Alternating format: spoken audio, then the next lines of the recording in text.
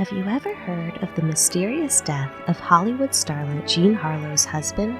In July 1932, the 21-year-old Jean Harlow married 42-year-old Hollywood producer Paul Bern. 2 months later, he would be dead, appearing to have committed suicide in the couple's home in the Hollywood Hills. The details of that night are mysterious, and the circumstances of his death are largely unknown. The case remains unsolved, and rumors of his restless spirit are said to haunt the house. But what happened in the fairy tale 1930s Bavarian-style home? Welcome to Nightmare Houses. Paul Levy was born one of 6 children to a Jewish working-class family in Germany on December 3, 1889. His family immigrated to the United States when he was 9 due to rising anti-Semitism. They settled in New York City, and his father died on October 10, 1908, just a decade later, when Paul was 19. Around this time, he pursued a career in acting on the stage, studied at the American Academy of Dramatic Arts in New York, and started using the stage name paulbern. However, he quickly realized he had little aptitude for acting and pursued other theater production aspects. It was in 1911 when he met Dorothy Millette, born Adele Roddy.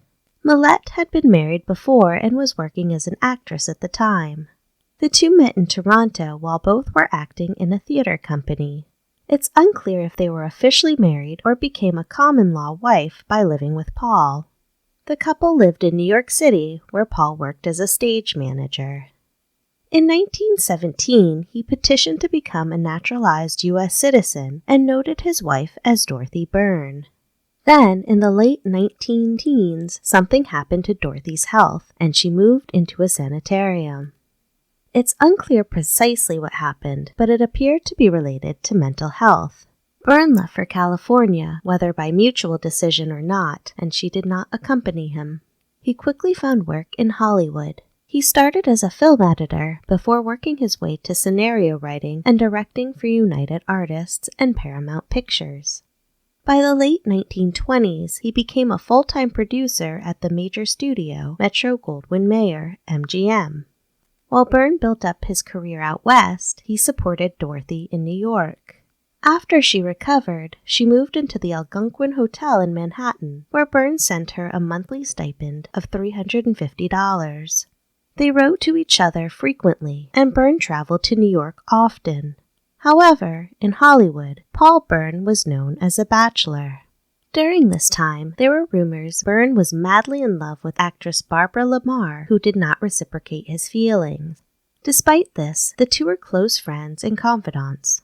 Lamar was 29 when she died in 1926 from complications of pulmonary tuberculosis. Bern assisted her career and eventually paid for her medical and funeral expenses. After Lamar's death, Bern's Hollywood career seemed to take off. In November 1926, he became the production assistant of Irving Thalberg. Bern met actress Jean Harlow shortly before the premiere of Hell's Angels in 1930. Harlow, born Harleen the Baby Harlow Carpenter, was born in 1911 in Kansas City, Missouri. She moved to Los Angeles with her first husband and quickly became a star when Howard Hughes cast her in Hell's Angels, her first major film appearance. By this time, Bern was a producer at MGM in his own right. He was instrumental in helping Harlow's career, as he was the only person who took her seriously as an actress after Hughes lost interest in her. The two struck up a friendship and began dating. Jean was 19 and Paul was 40. On April 3, 1930, contractors drew the building permits for 9820 Easton Drive in Beverly Hills, California.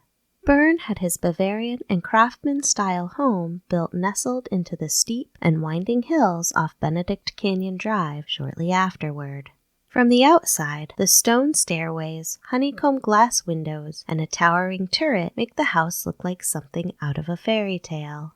The home's exterior consists of decorative half-timbering wood and off-white stucco cladding on the upper portion with lower stone wall cladding.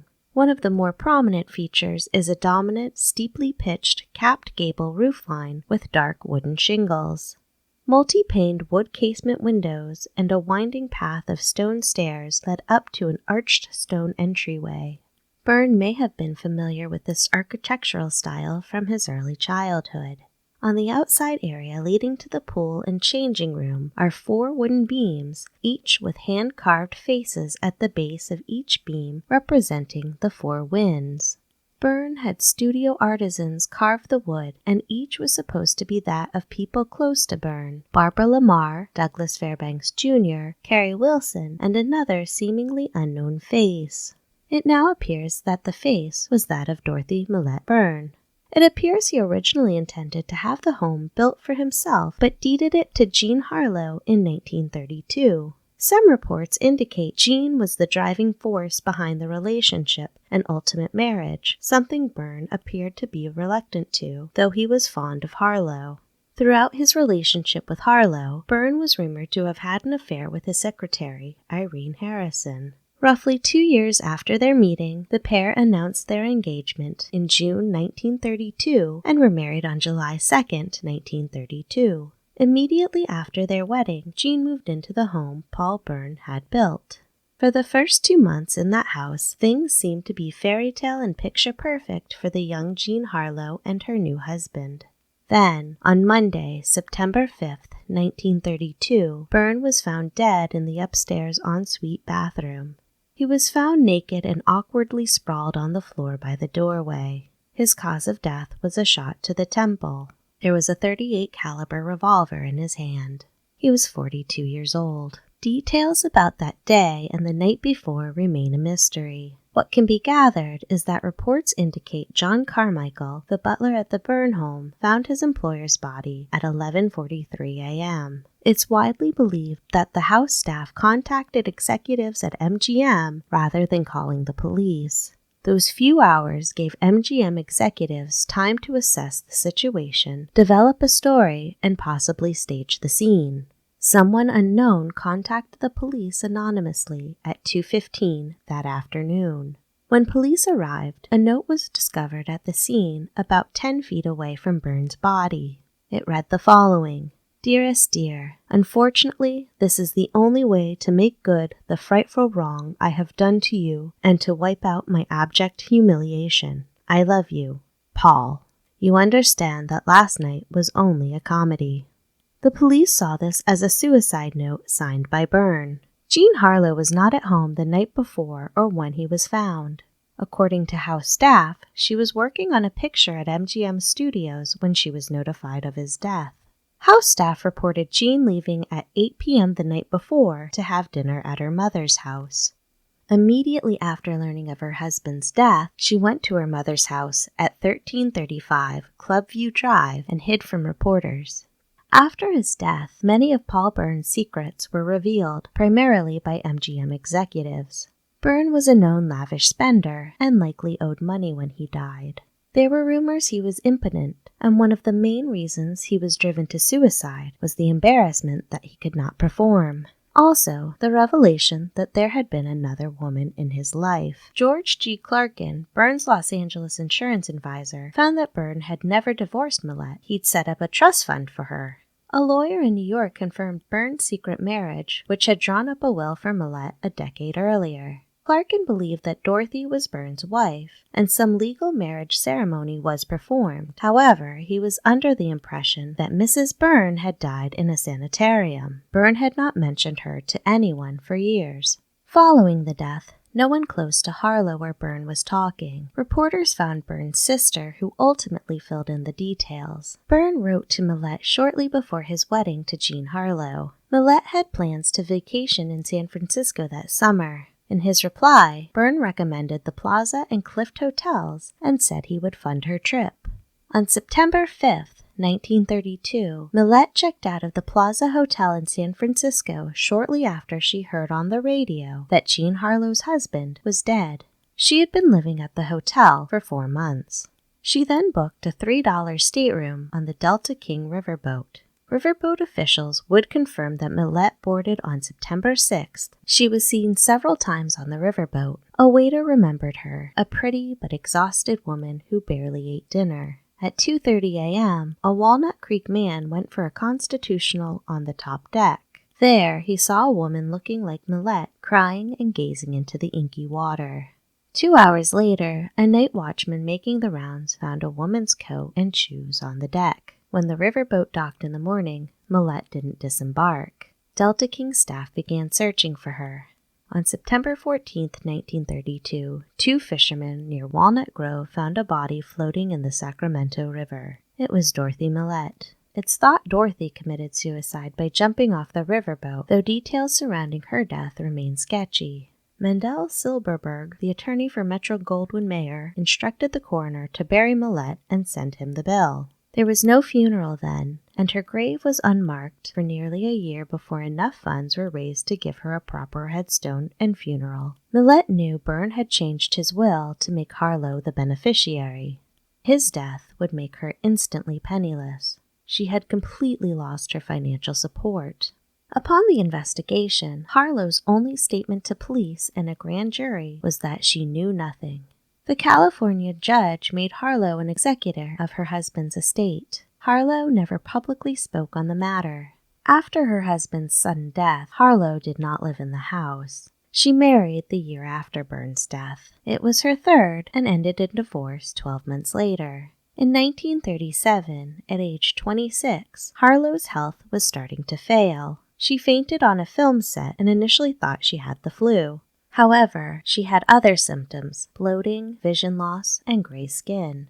Jean Harlow was dying of kidney failure. A week after her diagnosis, Jean Harlow slipped into a coma and died. The home she shared with Paul Bern was sold a few years after her death. The home's next owner was Miss Carmelita Parma, an airplane pilot and Hollywood socialite who lived at the estate with 2 domestic servants. She lived there throughout the 1940s.